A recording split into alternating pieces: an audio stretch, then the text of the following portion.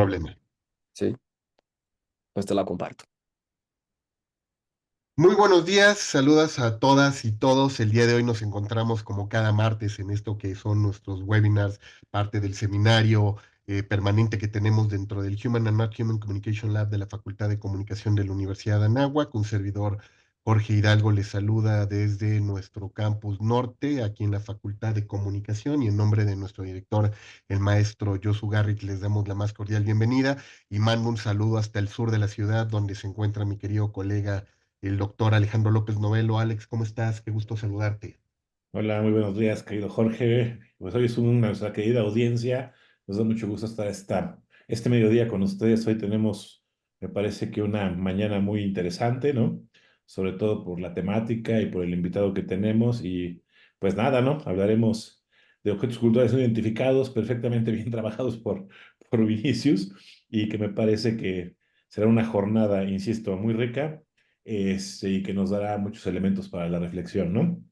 Así es, Alex, y justo me encanta que cuando hablamos de estos objetos culturales no identificados y todo lo que tiene que ver con lo que la cultura digital nos está aportando, sobre todo en la discusión, pues hoy vamos a traer un tema que también se ha vuelto fascinante dentro de este espacio de conversación, que tiene que ver con las interfaces digitales y los procesos de mediación cultural. Una de las cosas que hemos insistido mucho es cómo pues he dado estos giros, ¿no? En los procesos de investigación en comunicación, desde las perspectivas mediáticas, los enfoques culturales, ¿no? Los estudios de Internet, los estudios de nuevos medios, y donde de pronto hoy nos encontramos en una discusión seria sobre todo el tema de mediatización y el tema de las interfaces digitales y cómo éstas cada vez están incidiendo más en los procesos de apropiación y resignificación cultural, ¿no? Y desde el día de hoy vamos a hablar sobre todo de cómo podemos hablar de esta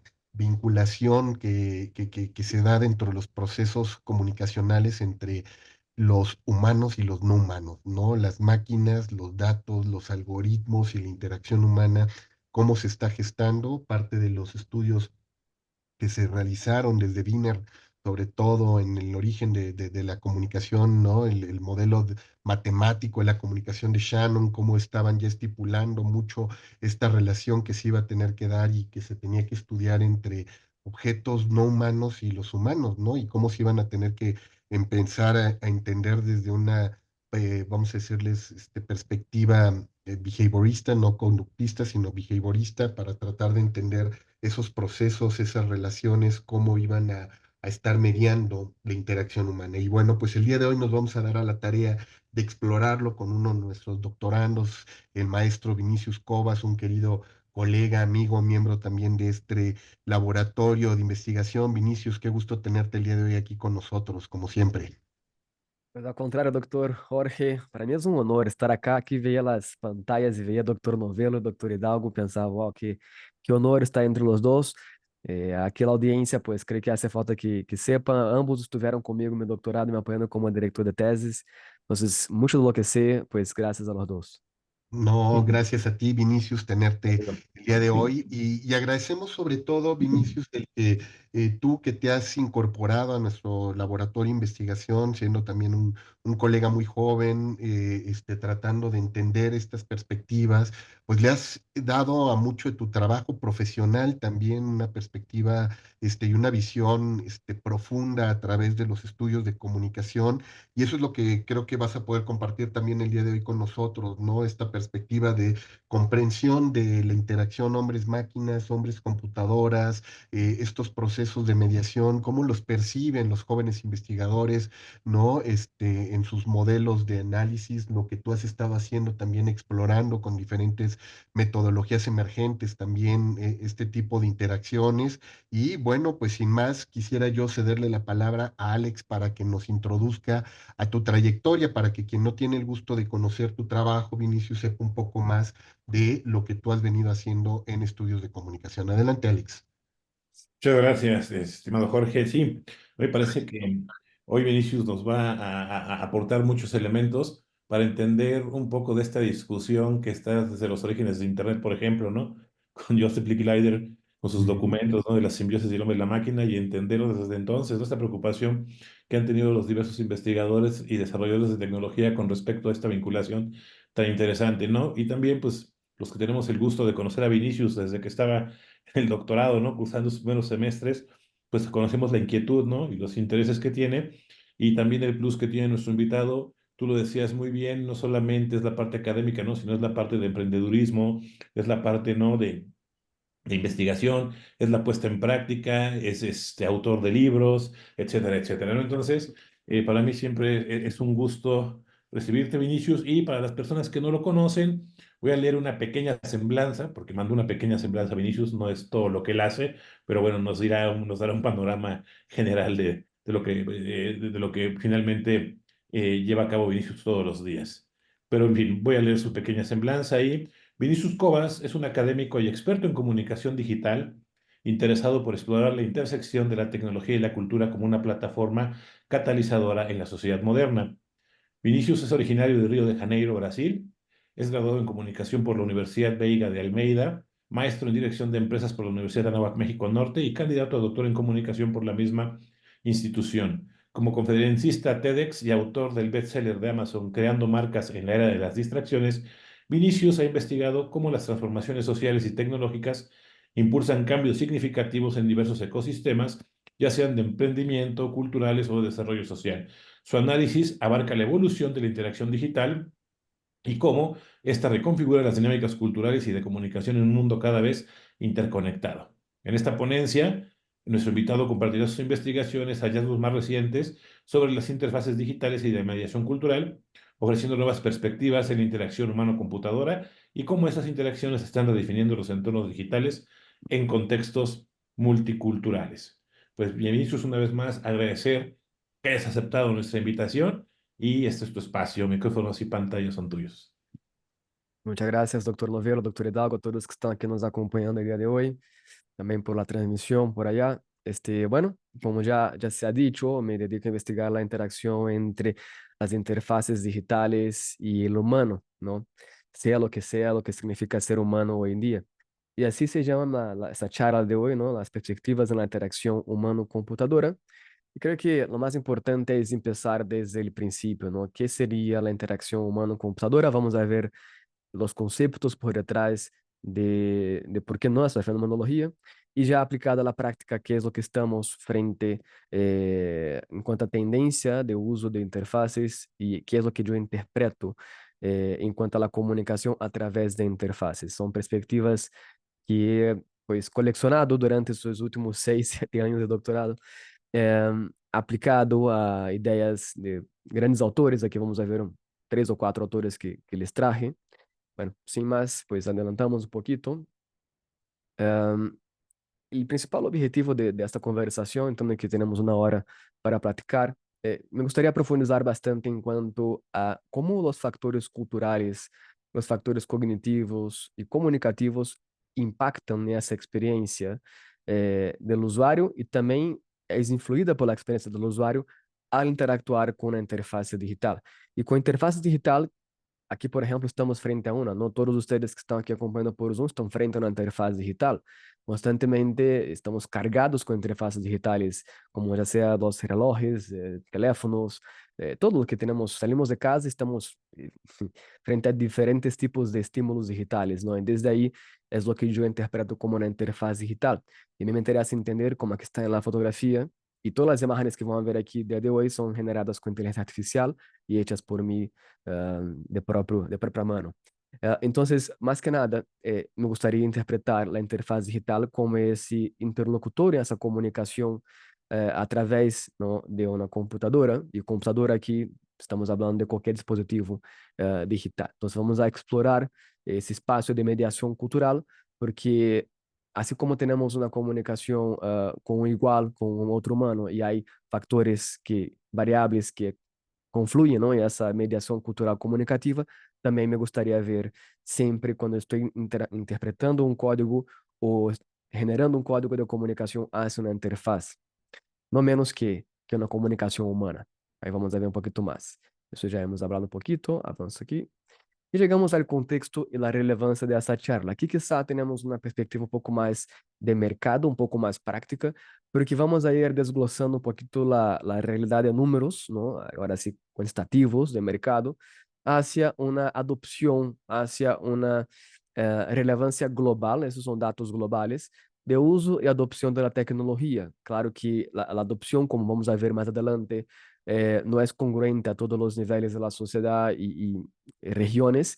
Sin embargo, como crecimiento, como tendencia de adopción, es válido mirar esos datos, ¿no? Entonces, para el día de hoy, para el año de hoy justamente, 2024, tenemos 8.400 millones, mil millones de dispositivos conectados con interfaces de voz. Yo aquí, yo mismo tengo aquí en mi departamento, estoy aquí en mi departamento, ahorita tengo 6 dispositivos de Alexa.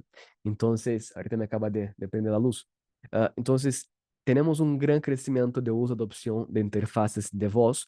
Y no solamente cuando hablo de interfaz de voz, hablo de dispositivos como Google Home y Alexa. El propio ChatGPT, hace como una semana, acaba de actualizar una versión súper potente e importante, que de hecho es un parteaguas en cuanto a la interacción con la aplicación ChatGPT, que integra, ya tenía hace mucho tiempo una interfaz de voz, pero se suma a una inteligencia mucho más conversacional y, por qué no poder decirlo así, humana, donde la conversación es extremadamente natural, ¿no? Entonces, cada vez más tendremos asistentes virtuales, y ahí me fue la letra S, a fin de virtuales, en cuanto a la adopción. Una cosa es que tengamos la infraestructura, otra cosa es que tengamos la adopción. Entonces, la adopción también ha crecido. E aqui, logo em seguida, vemos um dado também de uma taxa anual de crescimento de 41% até 2027 de dispositivos chamados cobots, que são dispositivos que promovem uma robótica colaborativa. Então, isso vemos muito na indústria, no, na transformação industrial, e que cada vez temos uma industrialização assistida, onde já não é tão necessário a operacionalização do humano, e sim uma instrução, não? Como chamamos desde a IA, como prompts. Então, desde aí também vemos um crescimento bastante amplo da indústria de robótica assistida, colaborativa, onde o humano platica, conversa, comunica, interacciona, ¿no? Tiene una interacción con el sistema codificado. Entonces, pongo esses dados porque vamos a entrar ahora em algo super interessante, pero que desde aqui podemos desglosar muito. E também vemos as interfaces ápticas, no? Haptic interfaces, que basicamente são interfaces que há uma retroalimentação táctil. Então, os coches que temos uma interação desde uma pantalla, os próprios dispositivos de Apple como iPad, no? As tabletas, Alexa também já tem bastante, eu tenho aqui 2 que são ápticas, no? Que eu posso interactuar. Então, quando eu tenho uma interação de toque, no? Uma interação assim como vemos na figura do lado direito, e eu estou interacionando com o dispositivo através de um movimento, não? De um movimento físico de um humano. Aqui vou aceitar alguns participantes que começam a chegar. Então, esse é o contexto. Há uma tendência, há uma adopção, há uma produção também desde a indústria de dispositivos que nos promovem e nos põem a reflexionar cada vez mais a comunicação entre humano e computadora. E, bueno, que é humano? Que é a interação humano-computadora? Se conhece muito por la sigla HCI, ¿no? Human Computer Interaction, que é basicamente, eu diria que é o core, ¿no? É o centro, a ideia central de minha investigação doctoral, aunque hablemos de hipermediaciones, aunque hablemos de recepciones culturales subjetivas, también hablamos de forma transversal de la interacción que se lleva a cabo entre humano y una computadora. Y hay 3 elementos claves que hay que tenernos cuenta. ¿Y por qué les pongo así de esta forma? Porque me gustaría que a partir de hoy pudiéramos siempre analizar las futuras investigaciones, investigaciones que aborden, ¿no? HCI. La interacción humano-computador es algo que he investigado desde hace mucho tiempo y cada vez más veo la necesidad justamente por esse crescimento desde a indústria, não? Então, podemos dizer que é uma matéria, não? É um construto que está compuesto por 3 grandes ciências, digamos, não? Uma é a ciência da computação. Se eu hablo de interfaces, hablo de computação, então, desde aí temos bastante intersecção desde a ciência da computação. La ingeniería de factores humanos también es una tendencia que estoy yo estudiando bastante, ¿no? Cómo podemos ver el humano desde el factor de la ingeniería social. Y la ciencia cognitiva, que es algo que siempre me ha interesado mucho y siento que aquí tiene un peso muy grande cuando hablamos de interacción humano-computadora, porque hay estímulos y hay respuestas desde la ciencia cognitiva.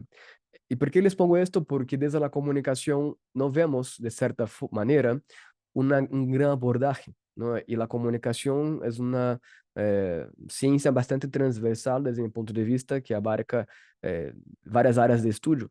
Y en esa tríade, ¿no? En esa intersección de esas disciplinas principales, no encuentro, de cierta forma, un peso hacia la comunicación. Por lo tanto, en mi tesis doctoral mismo yo abordo desde la perspectiva de la comunicación como podemos interpretar essa comunicação que se lleva a cabo em esta pequena linha acá, ¿no? Ahí está Human Computer y hay se me fue el nombre de ese en español. Ahí está la comunicación, ¿no? Que conecta la palabra human y computer. Tengo la palabra humano y computador, ¿no? Entonces, esa línea que conecta, ¿no? En portugués es hífen, en español se me fue ahí, si la audiencia me puede ayudar. Ahí está la comunicación, ¿no? Que conectamos esas dos palabras, human y computer. Entonces, desde hoy vamos a empezar a analizar cómo la comunicación intersecciona, pero más que intersecciona, cómo la comunicación conecta, liga, ¿no? La palabra human y computer. Y tiene mucho que ver también con nuestro laboratorio de comunicación aquí en la universidad, ¿no? Que investigamos human y non-human communication, ¿no? Entonces, desde aquí podemos también defender nuestra existencia en el laboratorio. Pues aquí llegamos, ¿no?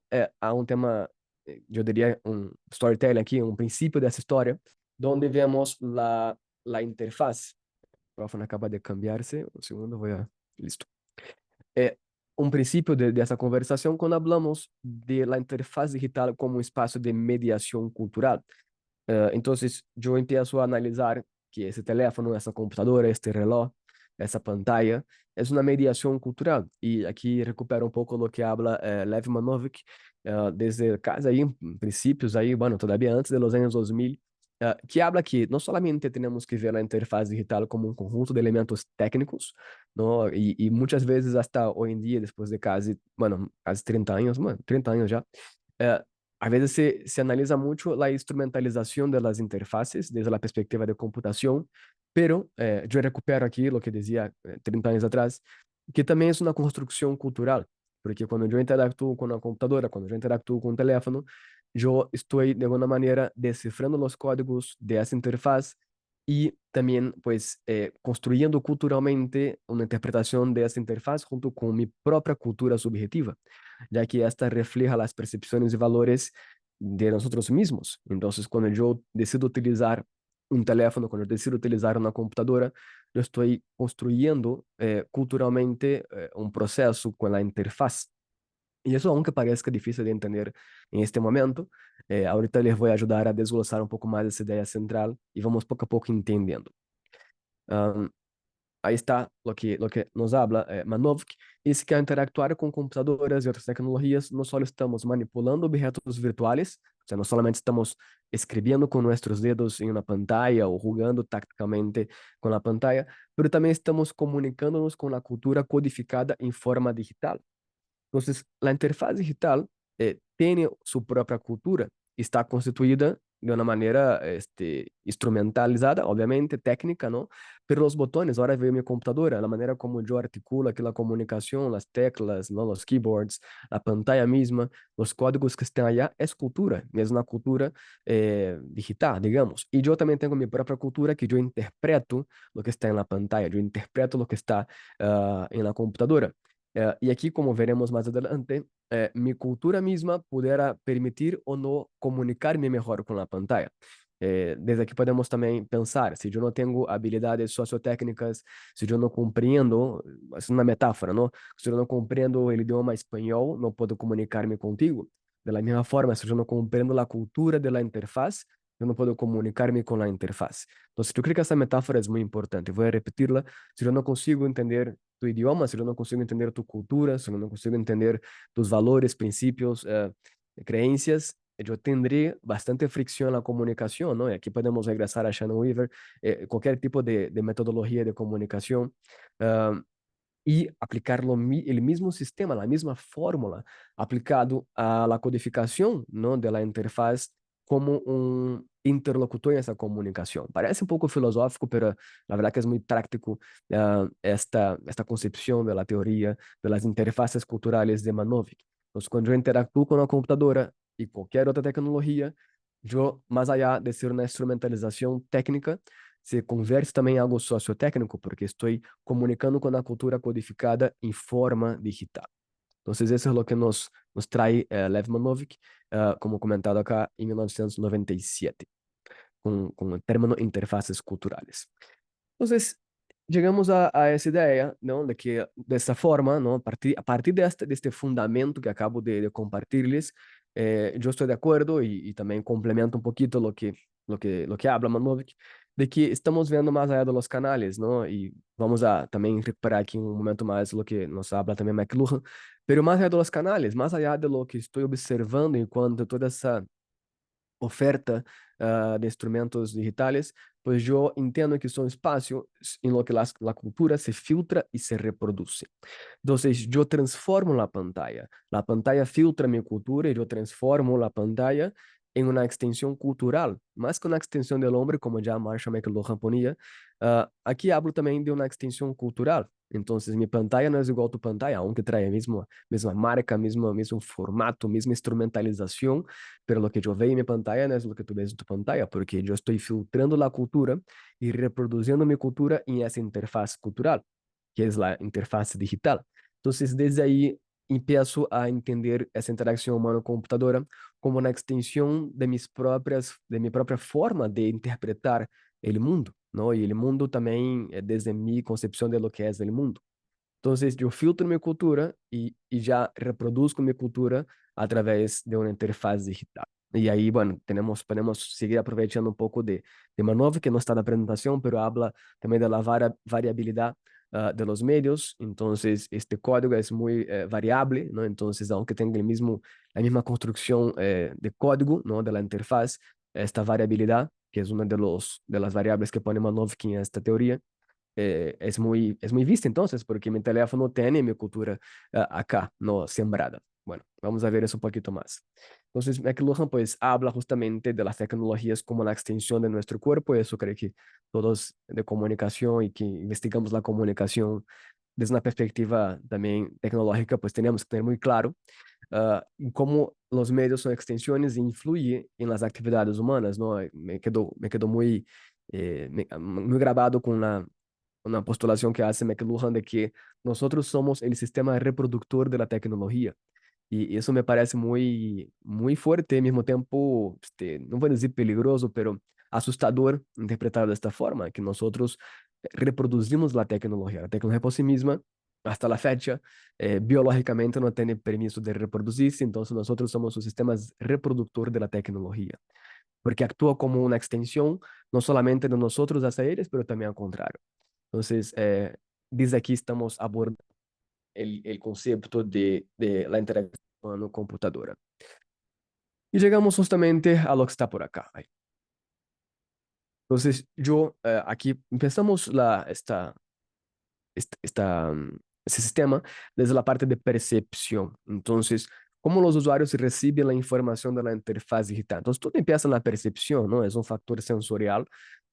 Y aquí tomamos, ¿no? la idea de HCI, ¿no? De Human Computer Interaction, desde esta gráfica. Entonces, cómo yo intercepciono, cómo yo interactúo, cómo yo recibo la información de la interfaz digital es mi percepción. Desde essa percepção, eu analiso meu computador, analiso meu teléfono e avanço a um fator de cognição. Então, eu decodifico, ¿no? A cultura da interfaz. ¿No? Então, estou decodificando a cultura da interfaz que está em constante comunicação, ¿no? Hacia mim, como todos os objetos que estamos observando estão comunicando também a interfaz. Então, eu decodifico a comunicação da interfaz e tenho um fator de cognição, onde eu interpreto o que estou eu percebendo e tomo uma decisão basada a esse conhecimento prévio, a minha experiência, a minha intenção, a minha expectativa de uso dessa plataforma. Mas quando eu vejo um telefone, vejo que não é botões, vejo que não é pantalla, eu posso assumir então que tenho que pegar a pantalla do telefone, a pantalla se prende, está apagada, se prende, e isso é uma ação que é tomado desde uma percepção.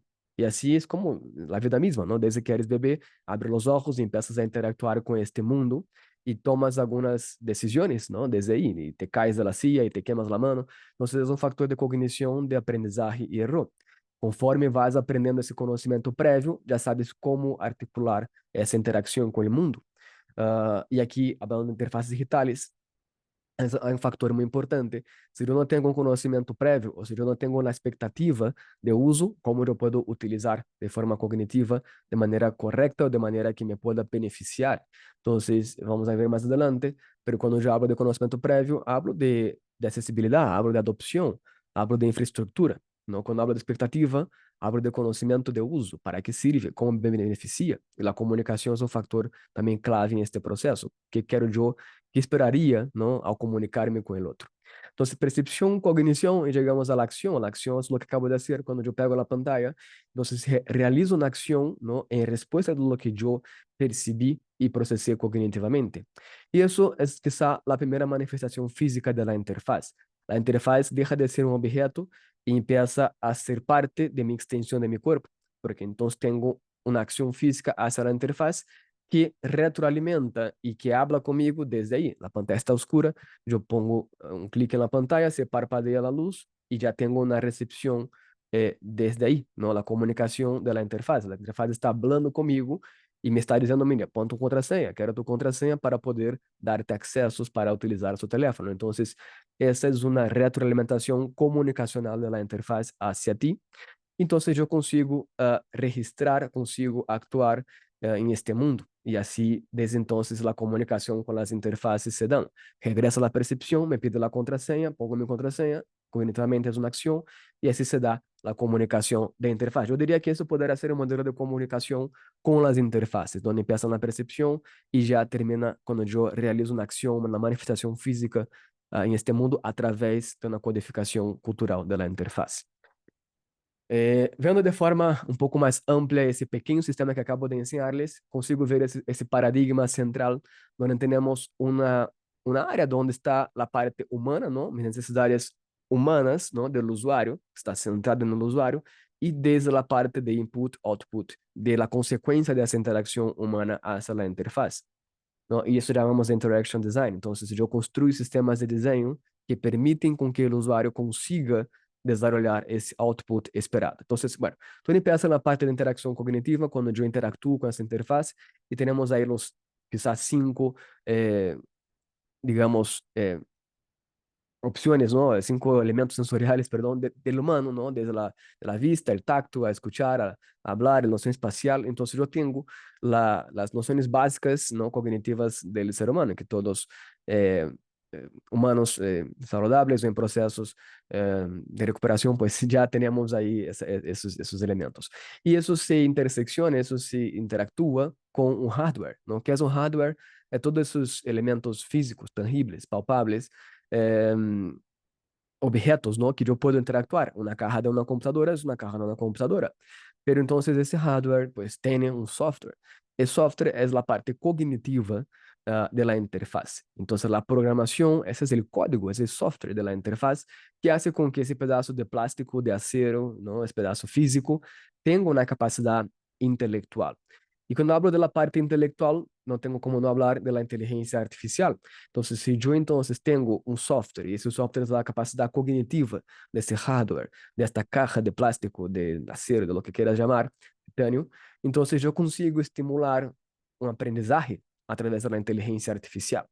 Entonces, ahí hablamos de todo lo que desglosa en los últimos, bueno, ya muchos años, pero más reciente, los últimos 3, 4 años, con la inteligencia artificial muy expansiva y muy exponencial también, de qué podemos lograr entonces con esa capacidad de desarrollo del software, ¿no? Entonces yo tengo una interacción mucho más amplia, lo que me permite entonces llegar a más paradigmas de la interacción humano-computadora, que amplía mucho más mis capacidades como humano. Entonces, no solamente yo interactúo, pero ahorita esas capacidades son ampliadas, son extendidas, porque tengo nuevas posibilidades con la inteligencia artificial que empieza a expandir la capacidad cognitiva del humano. Es como si yo estuviera aprendiendo cada vez más lo que hablamos por acá. Si yo tengo ese conocimiento previo y consigo desarrollar una experiencia más allá, la parte cognitiva se amplía con la inteligencia artificial y con las nuevas tecnologías emergentes. Entonces, la interfaz digital no solamente es una herramienta funcional, y eso es lo que quiero que salgamos de aquí hoy, todavía tenemos algunos slides más, pero no quiero más que veamos la interfaz como una herramienta funcional, sino como una interacción, un lugar de interacción cultural y de mediación simbólica. Entonces, cuando yo interactúo, no solamente tengo una instrumentalización, tengo una herramienta funcional, pero tengo, voy a decir algo muy fuerte, pero una entidad ahí, ¿no? Un cierto tipo de colega que estou interactuando. Eu vejo meu computador, eu vejo meu teléfono como um segundo cerebro. Hace poquito he hablado en el CONEIC sobre justamente el segundo cerebro y cómo las interfaces son extensiones de nuestro cerebro y cómo podemos utilizar incluso para beneficio como el segundo cerebro que tenemos. Cuando interactuamos con la interfaz, entonces essa tecnologia compreende e integra nuestra forma de percibir, pensar y actuar. Entonces actúa y retroalimenta nuestra propia identidad y habilidades. Cuando pongo en la mano mi teléfono, el teléfono se parpadea, me pide la contraseña, yo refuerzo un conocimiento de que tengo que poner la contraseña para poder acceder. Y eso hace con que mi identidad sea fortalecida. Cuando yo uso mi teléfono para registrar, para grabar, para hablar, para escribir, yo estoy reforzando mi identidad y mis habilidades. Y por otro lado, cuando no lo estoy haciendo, estoy me limitando, estoy limitándome, perdón, con esa capacidad que no tendré, ¿no? De entender mis habilidades a través de la tecnología. Entonces ahí también tenemos una problemática muy interesante que vamos a hablar seguramente en un momento más. Aquí hice una especie de pit stop, ¿no? De lo que hemos estado hablando. Entonces, la interfaz digital como interacción cultural y mediación simbólica, tenemos ahí cerca de 7 elementos, ¿no? Desde la parte de percepción, con la experiencia que yo tengo, ¿no? El diseño, lo que me comunica, lo que me está traduciendo la interfaz. Desde ahí la mediación simbólica, entonces yo ya no estoy en una realidad solamente mía, ya empiezo en una realidad virtual, donde también estoy interactuando con la interfaz. Eso acaba generando una acción, ¿no? Una acción, no está en secuencia, pero para que tenga, ¿no? Genera una acción, es una comunicación digital, estoy accionando a la interfaz, eso me permite reforzar, me permite construir mi huella digital, ¿no? Mi identidad, ¿no? De alguna manera, y bueno, todo lo que está por ahí, ¿no? Entonces eso ya me fortalece, ¿no? Mi habilidad hacia la instrumentalización de la interfaz, pero también refuerza mi identidad y mis habilidades hacia ella. Y ya, llegando a la parte de cultura, a mí me interesa también siempre observar todo ese proceso también de una óptica semiótica, ¿no? Con una interpretación simbólica, porque cuando hablo de interfaces yo hablo de botones, cuando hablo de interfaces yo hablo de colores, hablo de formas de utilizar la interfaz. Si yo estoy conectando en una computadora de ese lado del mundo, es una forma. Si yo voy del otro lado del mundo, pues se escribe diferente, las páginas son diferentes, porque hay una cultura codificada. Entonces, la lectura es diferente, el uso de botones son diferentes, ¿no? Entonces, desde ahí podemos observar, cuando yo entro en mis redes sociales y veo los iconos, ¿no? Por alguna razón, un corazón es un like en Instagram. Un corazón es algo que universalmente uno entiende que es, pues, dar, ¿no? Un voto de confirmación de algo, ¿no? Un afecto, un cariño, entonces, un corazón es algo universal. Por esa razón tenemos un corazón, ¿no? Un globo de diálogo es universal, es una comunicación, es un comentario. Y un avatar, ¿no? Un personaje también es algo que comunica personas, comunica usuarios. Entonces, son símbolos que necesariamente tratan de universalizar esa comprensión de lo que significan. Pero cuando yo hablo de interfaces, yo hablo mucho también de essas diferenças culturais aí mesma, ¿no? Un botón, un texto, un color, puede tener una interpretación diferente. Yo que soy extranjero y vivo en México, constantemente en la calle, pues veo formas de comunicar diferente y hasta yo mismo a veces tengo que adaptarme y cuando cruzo la calle hago así con la mano. En Brasil es diferente, hacemos un like. Entonces, bueno, sea lo que sea un like, ¿no? Pero la parte de interpretación simbólica me interesa mucho y aquí ocupo también otro autor. Não é um autor canônico, mas é um autor que utilizo muito em teses, que habla justamente, ¿no? Que en este campo semiótico tenemos esa instrumentalización de la máquina junto con la capacidad cognitiva del sujeto, porque si bien yo puedo instrumentarla, puedo utilizarla de forma funcional, também tenho minha capacidade cognitiva de interpretar esses símbolos, de saber o que significa um coração, o que significa um quadro de comentário, um avatar de um sujeito. E essa percepção minha mesma faz com que eu transforme a interface como um agente mediador de minhas próprias normas culturais e de meu contexto social. Estuve viendo essa pantalla, eliminando esse slide, estuve yo buscando opciones. Por ejemplo, arriba vemos redes sociales como Instagram, abajo vemos aplicaciones como de dating, ¿no? De relacionamiento en línea. A la derecha vemos un Apple Watch, que es una extensión del cuerpo, ¿no? Cuando yo constantemente estoy utilizando para medir mi salud, ¿no? Llegó un momento una vez que yo tenía mi Apple Watch con el corazón muy bajo, ¿no? Los latidos de corazón y dije, tengo algún problema. Confía más en el Apple Watch que en mi propio corazón, que poder escucharlo y sentirlo y ya me dio una ansiedad natural por cuenta de una información, de una mediación cultural de mi propio reloj. Pero todo lo que vemos acá son botones, son formas de instrumentalizar la cultura, formas de decodificar y codificar la cultura. Entonces, cuando hablamos de creación de interfaces, cuando hablamos de creación de comunicación a través de las interfaces, y eso tiene mucho en mi tesis, que yo estoy investigando los MOOCs, ¿no? Los dispositivos, bueno, las plataformas de educación, que tienen un gran índice de adopción de usuarios, vamos llamar, de países desarrollados, ¿no? Y países en vías de desarrollo tenemos un gran rezago, tenemos una gran dificultad de adopción de plataformas de educación en línea, justamente porque están preparadas para comunicarse con usuarios o personas de ciertos tipos de cultura, ¿no? Culturas de contextos diferentes. Entonces, desde ahí es una de mis hipótesis, y eso se comprueba después en las conclusiones, de que un gran problema, ¿no? Del bajo retención, de la baja retención en plataformas de educación en línea, y como se dice cuando abandonas un curso, bueno, la tasa de abandono de un curso, es justamente la comunicación, que hay fricciones en la comunicación entre esa plataforma y los usuarios que intentan utilizar, justamente por la comunicación que se da en esta interfase, ya sea a través de botones, ya sea a través de estilos de comunicación por interfaces, y eso impacta consecuentemente en la adopción, ¿no? Y en la retención desde ahí. Entonces aquí pongo esto y luego vemos también que desde niños nos han enseñado a comunicar por medios de interfaces.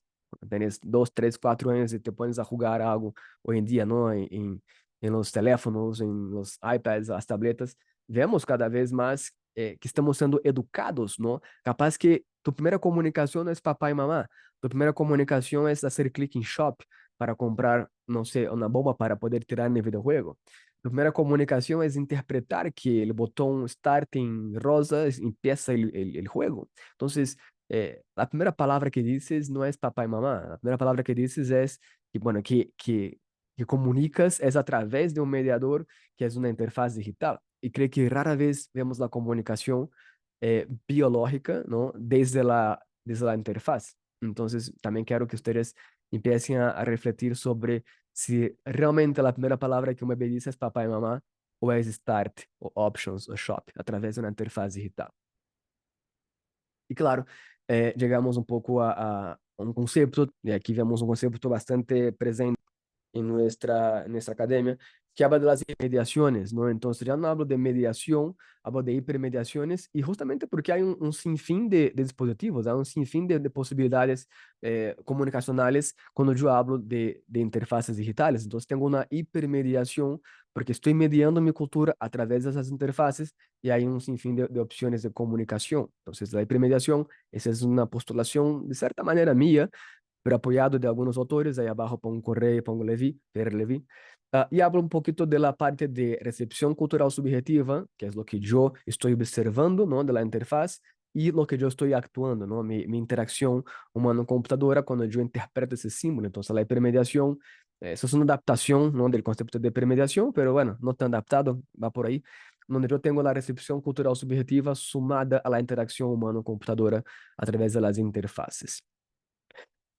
Listo, llegamos a un punto, ¿no? Y abajo está el autor, ¿no? De esta gran frase que habla que las computadoras las interfaces son actores sociales y creo que eso es lo que me queda grabado desde que empecé a investigar ese asunto. Y yo veo, ¿no? Y no es un concepto de película, ¿vale? No está hablando aquí de películas de ficción científica, hablo desde siempre ha sido así. ¿No? Desde el tiempo de las cuevas, cuando yo dibujaba en la cueva una caricatura y decía que venía un león para atacarnos, esa es una interfaz, esa es una interfaz, una cueva es una interfaz, y es un actor social, así también como hoy en día un like, ¿no? Es un actor social, y aquí vemos justamente ah, que esperamos que suceda cuando interactuamos con la interfaz, entonces esperamos que realmente sea una interacción así como damos con las personas, cuando yo doy like en redes sociales, cuando yo pongo un love, cuando yo cuando pratico con ChatGPT, estoy esperando que se dé una comunicación similar con la que se dé cuando actúo con la persona. Tanto es que cuando tu compa no te responde, lo primero que tú haces es apagarla, ponerte nervioso, pues a veces hasta decir groserías con tu computadora, como si te fuera a contestar, ¿no? Entonces, esa interacción con las personas que tenemos en el mundo real, porque no podemos decir así, el mundo tangible, ¿no? Es que es complicado ya hablar de mundo real, mundo tangible, ¿no? Porque de cierta forma también es un mundo tangible, todos los que estamos hablando, y también es un mundo real. Pero este mundo que conocemos, ¿no? Digamos, más sensorial, ah, esperamos que suceda lo mismo cuando hablamos de realidades virtuales. Em meu ponto de vista, todo é o mesmo mundo, não? Pero para que seja mais claro de entender. Aqui veio que há algo no chat. Bueno, muchas gracias, doctor. Aí seguimos. Entonces, justamente, e aí me puse a pensar, não? Que em LinkedIn, que é um ambiente quizá mais corporativo, um ambiente um pouco mais que se requiere diferentes tipos de mensajes, é algo mais sensível à comunicação, porque se supõe que é um ambiente um pouco mais controlado. Vemos diferentes formas de comunicar lo que yo quiero actuar, ¿no? En esa ecosfera, ¿no? En ese ambiente. Entonces yo pongo aquí las opciones, eso está en LinkedIn, diferentes formas de manifestar esa cultura a través de botones. Y más que semiótica, ¿vale? Yo hablo de interacción con los botones. La semiótica es importante y tiene mucho que ver con esto, pero creo que queda muy superficial hablar solo de semiótica cuando hablamos de interacción humano-computadora. Entonces, la interacción humano-computadora, HCI, junto con la intermediación, que hemos estado hablando en estos últimos 3, 4 minutos, llegamos a una suma, y eso es lo que yo propongo, no puse ahí, pero es lo que yo estoy proponiendo, que existe una comunicabilidad de las interfaces. Y las interfaces, cuando hablo de interfaces, ya no estoy hablando solamente de interfaces hechas con plástico, acero, titanio, como computadoras, tabletas y relojes.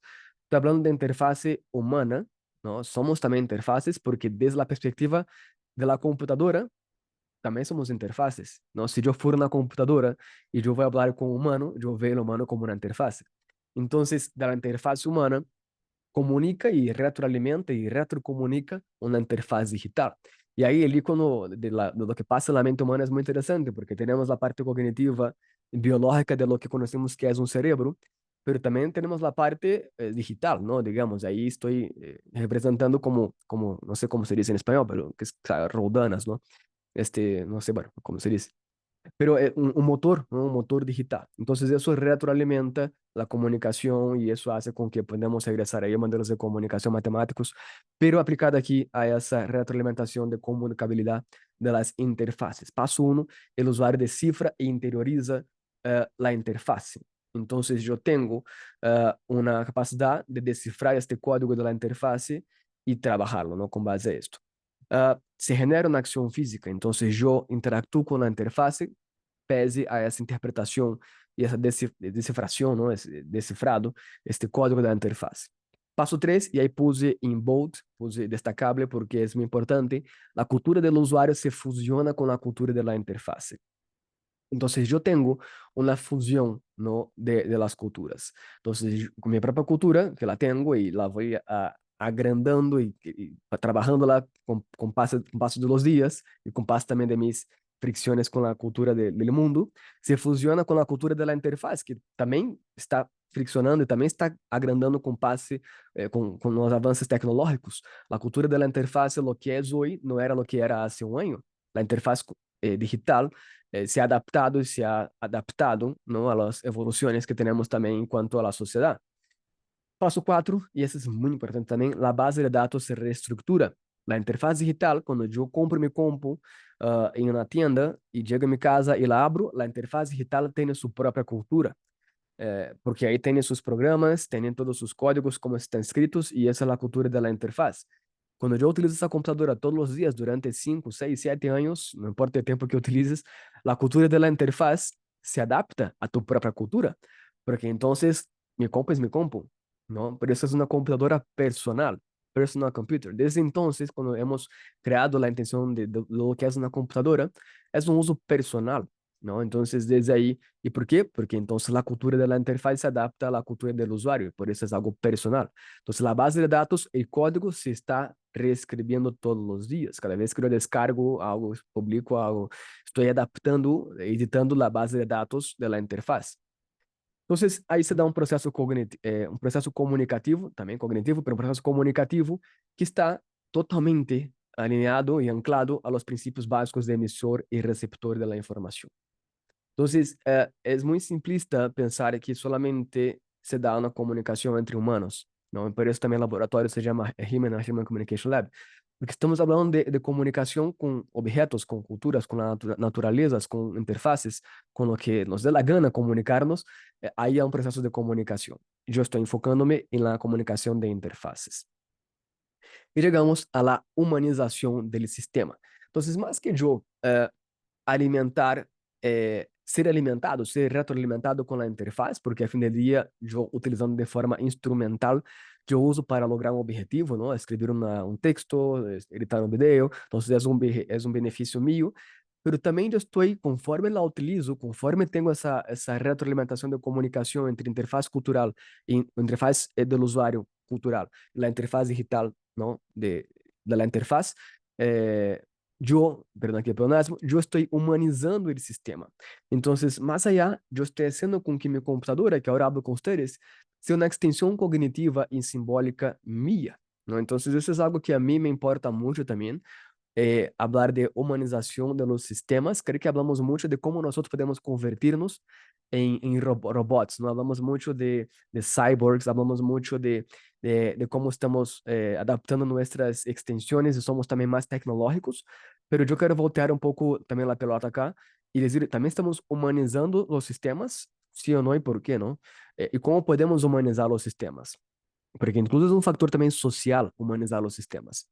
Entonces aquí rápidamente voy a hacer una experiencia donde yo empiezo a humanizar mi propio sistema. Y como yo humanizo mi sistema, yo trato, déjame chequear si estoy compartiendo la pantalla completa, si estoy. Entonces yo trato de humanizar mi sistema. Voy a hablar conmigo mismo, ¿no? Entonces estoy cargando un Vinicius que está ahorita en Río de Janeiro, Brasil, de vacaciones. Estoy aquí en México con ustedes. Y aquí estamos humanizando el sistema. Yo estoy transformando una interfaz digital a través de una humanización de un sistema. Entonces aquí está el usuario. Voy a darle, primer paso, voy a darle buenos días. Hola, ¿cómo estás, Vinicius? Estoy aquí en una conferencia ahora con mis compañeros de doctorado. Estoy hablando sobre la humanización de los sistemas de inteligencia artificial. ¿Qué tienes a decirles sobre esto?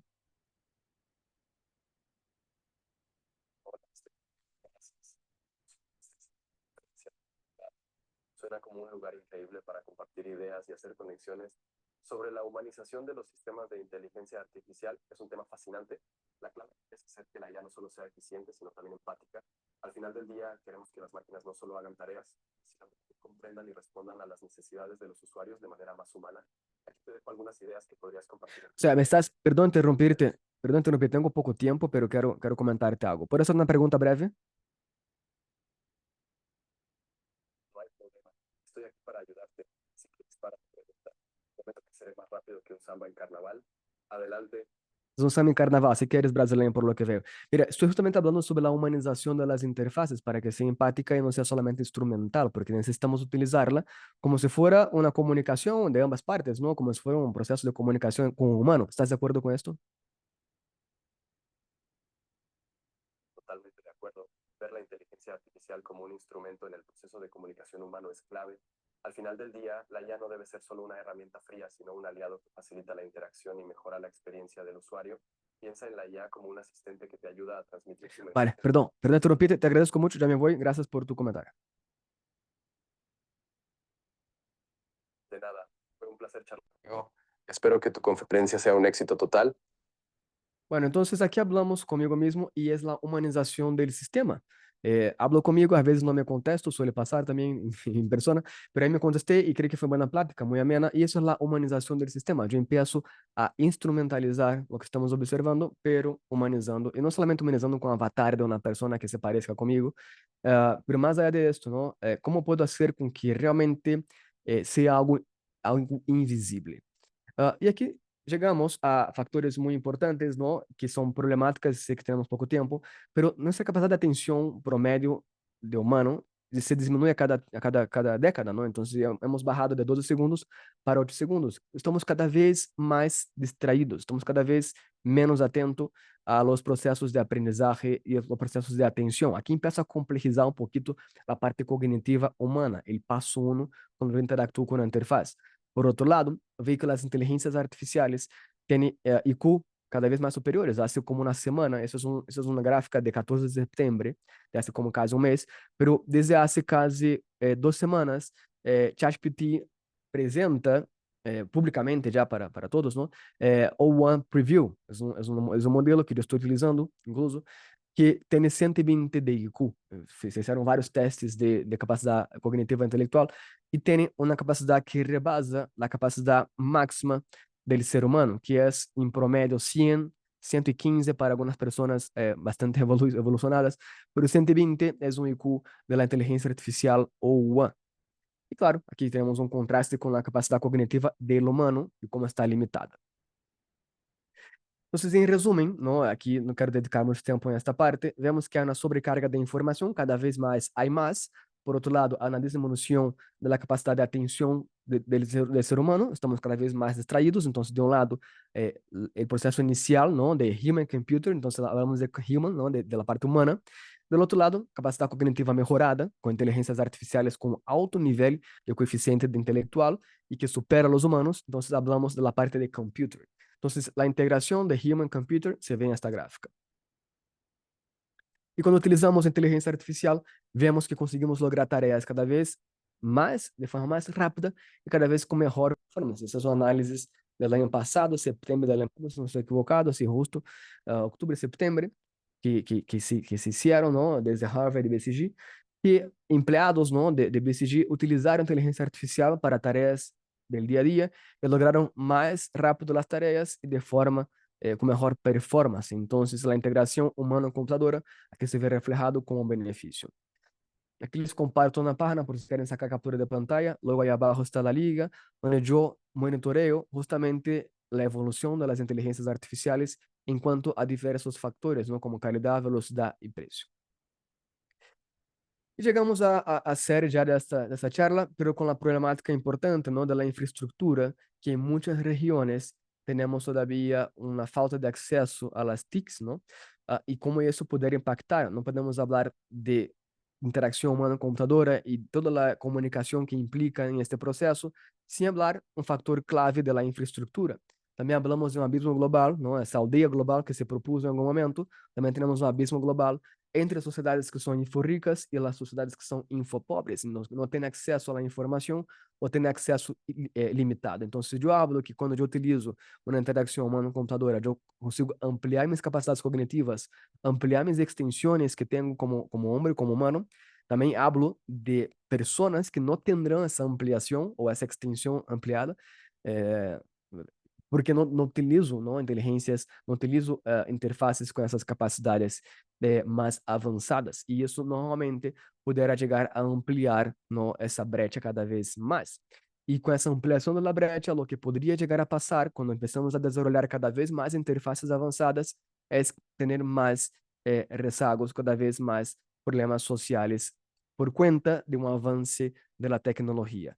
E aqui, essa imagem, creio que nos comunica muito. Temos humanos que estão por aí caminhando com capacidades avançadas, que utilizam a comunicação com a interface digital, e humanos que não todavia têm a capacidade, já seja por uma alfabetização imediata, com a falta de infraestrutura, ou acessibilidade limitada enquanto a seu uso. Então, em um resumo breve de lo que hemos hablado, ¿no? Vemos que as interfaces digitais não são somente ferramentas funcionais, são espaços culturais e de tecnologia que estão entrelaçados e fazem com que sejam extensões cognitivas e simbólicas dos usuários. aquellos que no las tengan, pues no podrán lograr justamente este avance cognitivo. Entonces, más que ayudarlos a los que sí tienen a ampliar sus habilidades cognitivas, a mí me preocupa mucho, ¿no? Una perspectiva también de rezagados, ¿no? Que también tendrán atrasos sociales, culturales, económicas debido a esa no accesibilidad y a esa infraestructura. Entonces, con eso yo quiero empezar a cerrar, problematizando un poquito todos los beneficios que he descrito, más que beneficios, ¿no? Todo el proceso de comunicación no, es para, no está para todos. Y cada vez más lo que yo identifico es que habrá superhumanos, ¿no? Hablando aquí de X-Men, de mutantes, que utilizan las interfaces digitales con esa capacidad cognitiva ampliada para llegar más rápido y más lejos y con más habilidades. Y humanos que cada vez más tendremos una gran limitación de llegar ahí, porque la evolución se da, pero no se da para todos. Entonces, la humanización de la tecnología implica diseñar sistemas que no solo potencialicen quienes ya tienen acceso, sino que también reduzca las brechas y que pueda brindar igualdades de oportunidades para que todos puedan beneficiarse de essas capacidades ampliadas, extendidas que la tecnología ofrece. Y ahí quizá podemos realmente hablar de una human-computer interaction, ¿no? Una interacción humano-computadora más global y no para algunos. ¿Vale? Pues muchas gracias.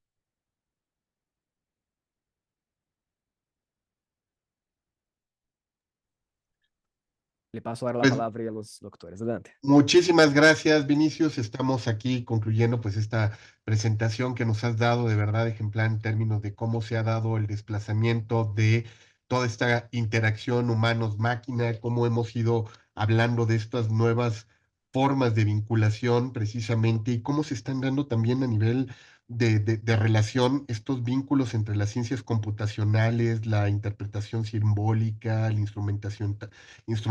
instrumentalización cultural y la comunicabilidad de las interfaces.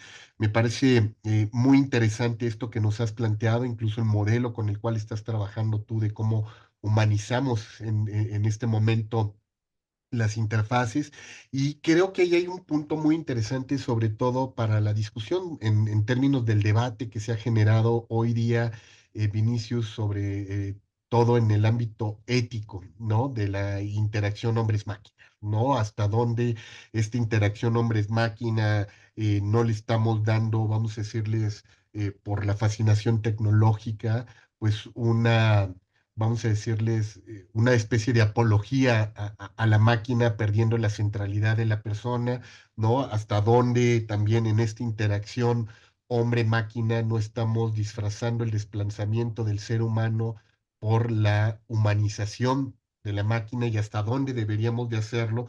Yo creo que tu investigación nos plantea dilemas éticos, bioéticos muy interesantes que habrá que explorar, pero sobre todo yo creo que en esta dinámica, pues algo que no vamos a poder obviar, porque por mucha discusión que hagamos, esto está avanzando, ¿no? Y está avanzando quizá más rápido de lo que vemos, o sea, tú nos platicabas de estos fenómenos que vamos a estar viviendo en los próximos meses, años, ¿no? Robots sociales, estos robots que van a estar interactuando ahora cada vez mucho más como asistentes virtuales en una lógica mucho más humanizada.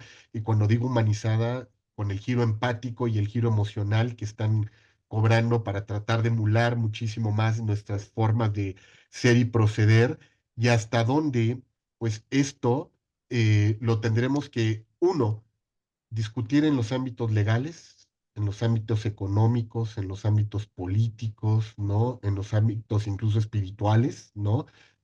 Como discusión, por el otro lado, qué tanto esta nueva dinámica que, como bien decimos, no va a poderse frenar, vamos a tener que lidiar sin normalizar, ¿no? O sea, en términos de llegar y decir dónde va a estar el rol de cada uno y tener separadas las funciones humanas versus las versiones de la máquina.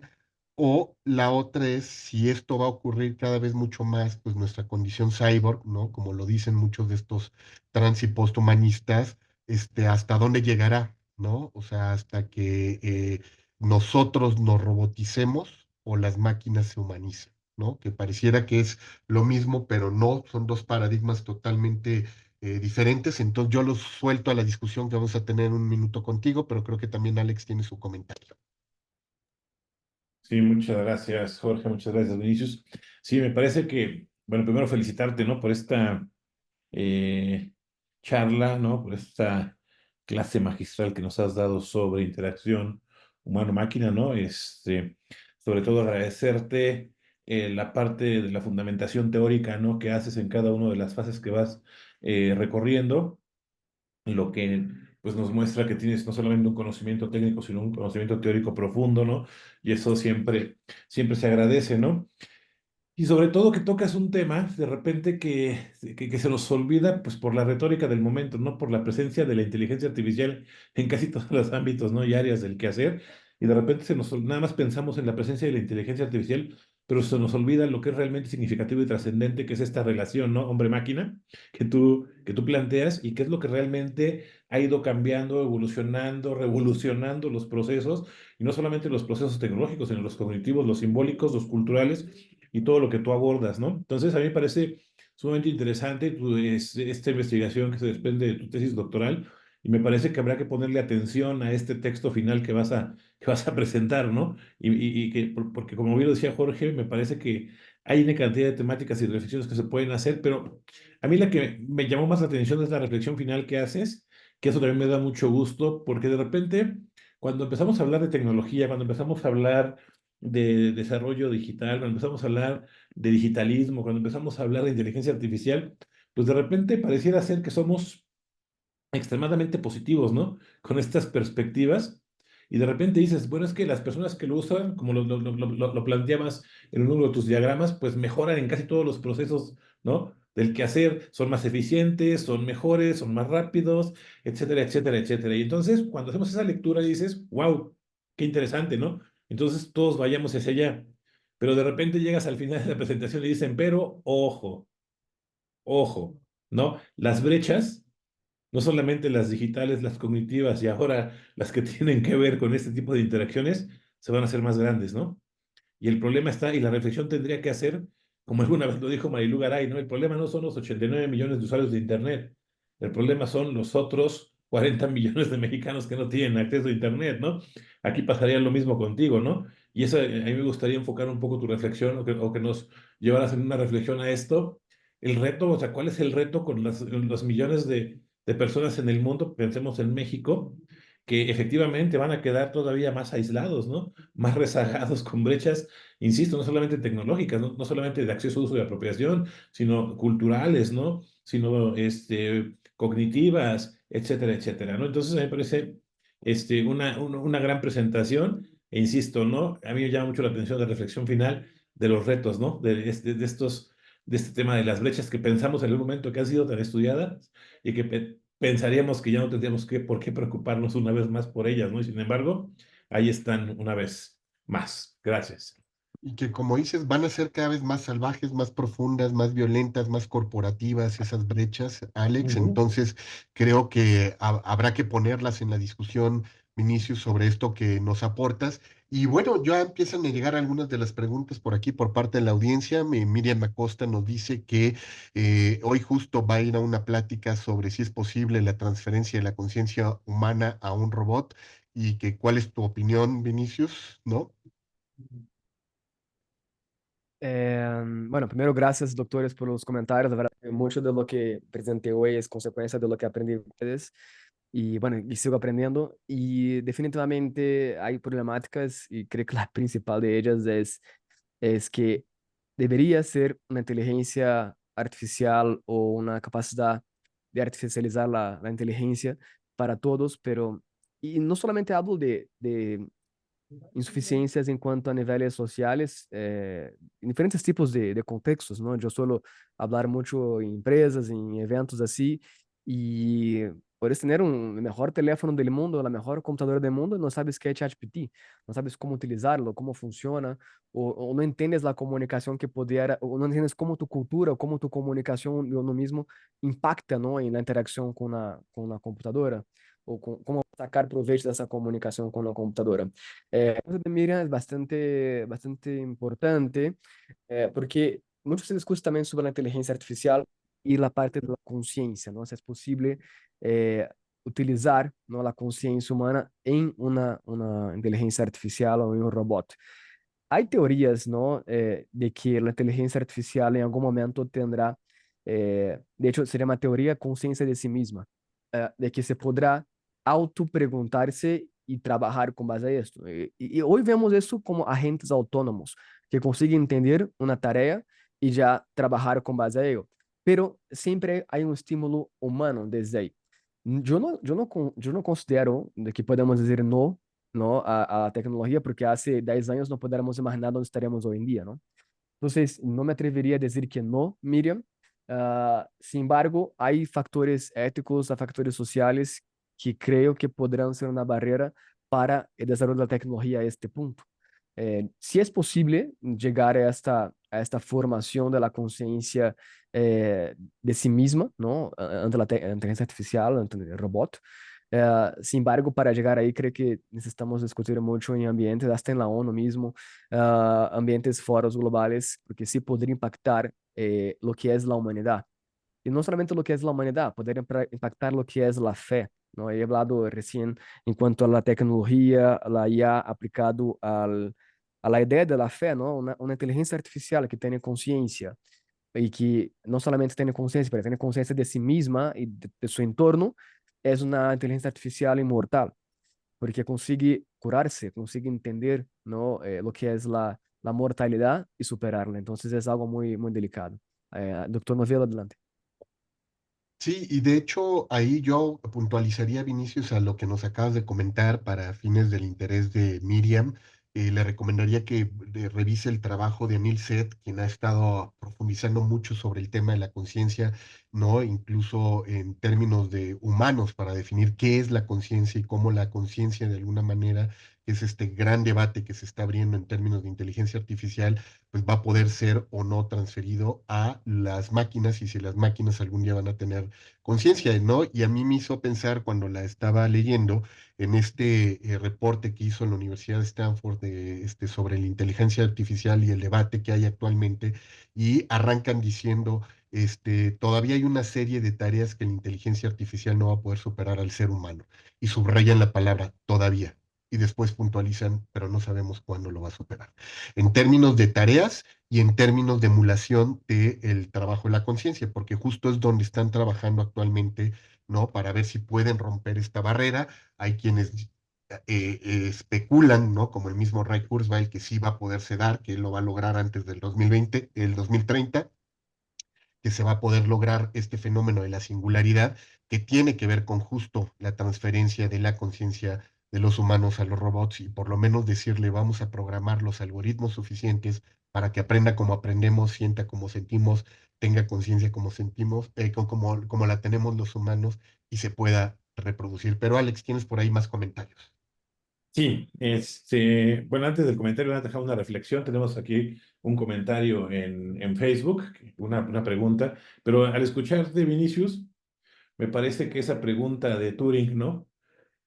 Que ha detonado todo esto, hoy más que nunca está vigente, ¿no? Y es un poco lo que nos preguntaba Miriam, cuando él decía, el punto, el cuestionamiento básico es si las máquinas pueden pensar, ¿no?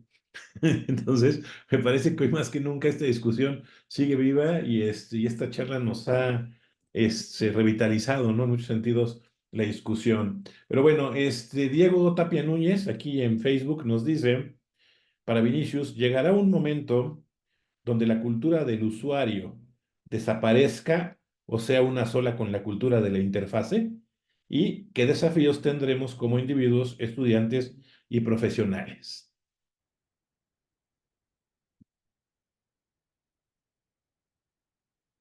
Creo que Vinicius se quedó congelado. Claro, se nos fue, se Ahorita, nos fue. Sin ahorita embargo, regreso. en lo que regresa y se reconecta, Alex, fíjate que ante el postulado de la prueba de Turing, ¿no? De si algún día vamos a poder identificar o no cuando hay una máquina y un humano interactuando y nos sorprenda, está el planteamiento también de Alex Garland en el de la película de Ex Machina, que también creo que nos lleva a un postulado muy interesante que se está debatiendo hoy en el mundo de la informática, ¿no? Es que tanto las máquinas después, como la película de Ex Machina, ¿no? Van a poder engañar al ser humano para que no sepa que ya tiene conciencia y no se den cuenta de quién domina a quién, ¿no? Que es el planteamiento Claro. de Garland, ¿no? Que hoy está en el debate, ¿no? El mismo Anil Seth lo plantea y dice qué tanto este planteamiento va a ser el que va a superar al postulado de Turing, ¿no? Donde decía, antes no sabíamos quién era máquina y quién era un humano, hoy no vamos a saber si la máquina ya nos está engañando para que no sepamos que ha superado al humano. Y creo que por ahí sí se nos perdió por completo este Hoy eh, se conectará Vinicius. Yo seguramente. espero que ahorita recupere su conexión, que no haya Aquí sido, está, ahí está de ya lo regreso. admito. Ya está de regreso, ¿no? Vinicius, para que pueda contestarnos a esta posición que nos hacían ahí en las redes. Alex, ahí está Vinicius de regreso. Vinicius, ya, te recuperamos Vale. bien. Tenemos por ahí Acá. la pregunta que te soltaba Alex de parte del auditorio. Te la repito para que Y la creo que no le persona. alcanzó a escuchar porque Sí. fue cuando lo perdimos en la Ok, conexión. sí, decíamos que Diego Tapia Núñez le pregunta a Vinicius, ¿llegará un momento donde la cultura del usuario desaparezca o sea una sola con la cultura de la interfase? Y la segunda pregunta, ¿qué desafíos tendremos como individuos, estudiantes y profesionales? Sí, según Lechmanovic, desde hace 30 años la cultura ya es una misma, porque la cultura se da mientras yo coexisto con la tecnología, ¿no? Cuando yo salgo a la calle, interacciono interactúo con la persona, mi cultura se construye, ¿no? Cuando yo estoy en México y interactúo con mexicanos, yo ya soy mexicano. Es como que, bueno, tengo algo. Entonces, la cultura misma se va construyendo de acuerdo con tu interacción con el mundo, ¿no? Cuando hablamos de interfaces, la cultura misma es una extensión, ¿no? La interfaz es tu propia cultura que vas codificando la interfaz codifica tu propia cultura. Se antes não podia desenhar, dibujar, agora posso dibujar, porque interactúo com a interface digital e já minha cultura mesma se agranda, porque agora já posso dibujar, agora já sou desenhador, já posso criar coisas, não, com aplicações e mais agora com a inteligência artificial. Então, a postulação de que agora podemos desenvolver super-humanos e, por outro lado, ter também humanos rezagados em toda essa transformação social, é que a cultura é uma mesma. E conforme a cultura da interface se desenvolve e se agranda, também a minha.